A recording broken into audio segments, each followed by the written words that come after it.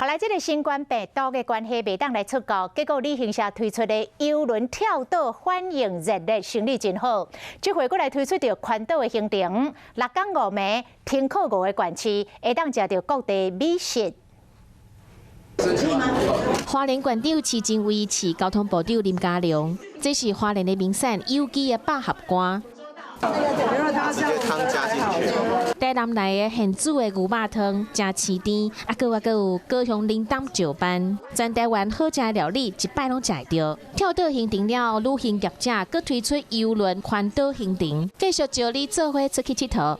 他们应该已经意识到国门的持续封锁，那需要消化年假的部分，要有对应的比较长天数的旅游。第一时间2天1暝，升到宜兰的龟山岛就倒转来，还有机会当看到望红的景点牛林海，还有6天5暝，5个县市游透透，假期有偌长，家己选。也可以解决到我们有时候交通不便，也不会有住宿的麻烦，说你订不到。